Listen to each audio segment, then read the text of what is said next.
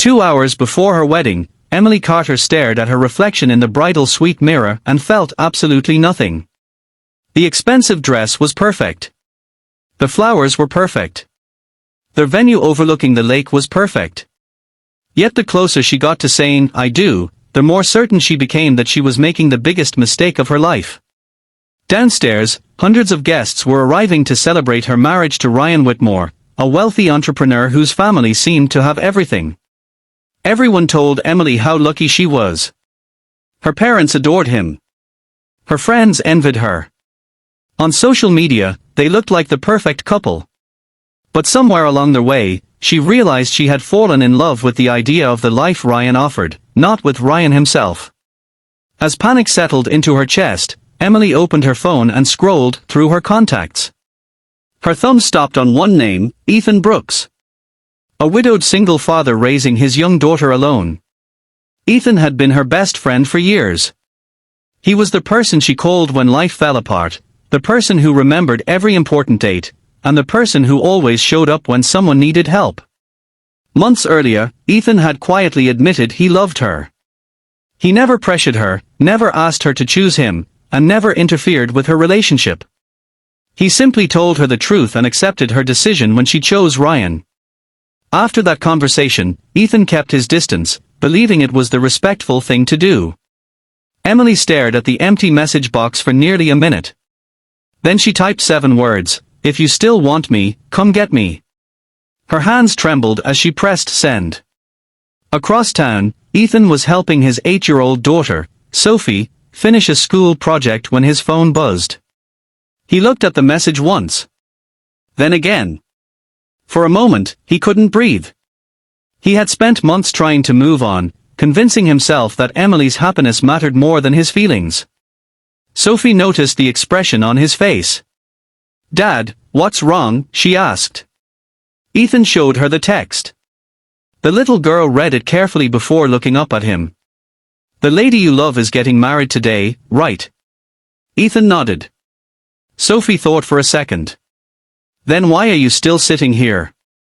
Meanwhile, at the wedding venue, Emily's anxiety grew worse. Guests filled the ceremony area. Musicians began preparing. Bridesmaids searched for her. Her mother knocked repeatedly on the suite door. Every minute that passed made her wonder whether she had made a terrible mistake by sending the message.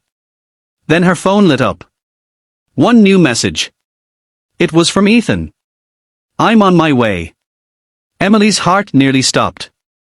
Outside, wedding bells were about to ring. Inside, she realized that in less than 2 hours, her entire future might change forever. Emily stared at Ethan's message for several seconds. "I'm on my way."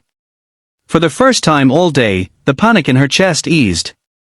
Downstairs, guests continued arriving. Photographers adjusted cameras. The wedding coordinator checked schedules. Everyone assumed the ceremony would begin exactly as planned. No one knew the bride was questioning everything.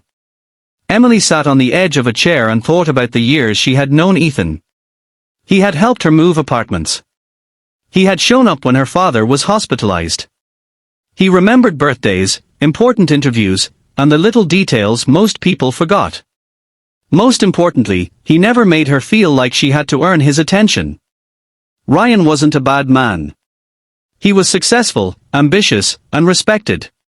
But when Emily imagined her future, she realized something painful. She trusted Ethan with her heart in a way she never trusted Ryan. Across town, Ethan drove toward the venue with Sophie sitting beside him. His hands gripped the steering wheel tightly. "Dad," Sophie said quietly. "Yeah. What happens when we get there?" Ethan smiled nervously. "I honestly have no idea." Sophie laughed. "Sounds exciting."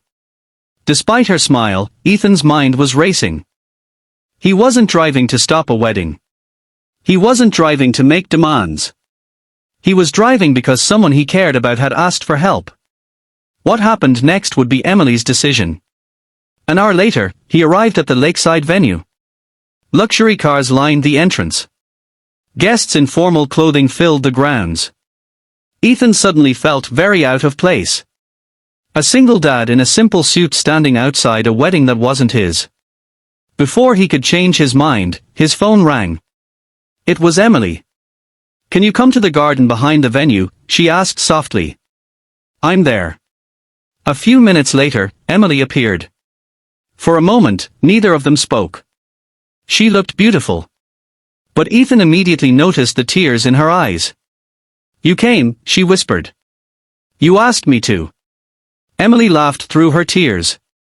"That sounds exactly like something you'd say." The tension between them faded slightly. Then Ethan asked the question that mattered. "Do you love him?"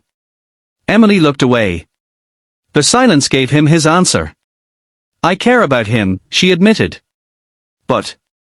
She swallowed hard. "But he's not the person I think about when something amazing happens." Tears rolled down her cheeks. "He's not the person I want to call when my day falls apart." Ethan remained silent. "He's not the person I picture growing old with." Finally, she looked directly at him. "You are." For several seconds, the world seemed to stop. No speeches. No dramatic music. Just honesty. The kind that changes lives. Inside the venue, guests were beginning to wonder why the ceremony hadn't started. Ryan eventually learned that Emily was missing. To his credit, he handled the situation with dignity. When Emily later explained her feelings, he listened quietly. The conversation was painful, but it was also truthful. And deep down, Ryan admitted that he had sensed her doubts for months. A marriage built on uncertainty would have hurt both of them.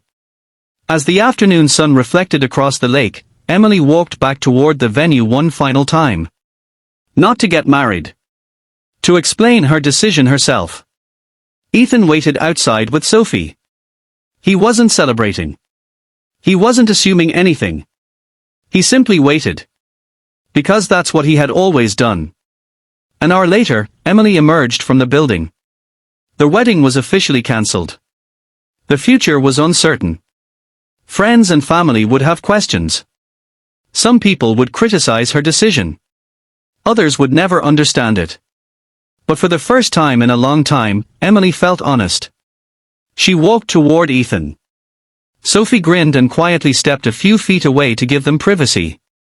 "You know," Emily said with a nervous smile, "this is probably the worst first date in history." Ethan laughed. "Technically, it's not a date." "Then what is it?" He looked at her for a moment. "A fresh start." Emily smiled. And as they walked away from the venue together, neither of them knew exactly where the road would lead. But this time, they would find out together.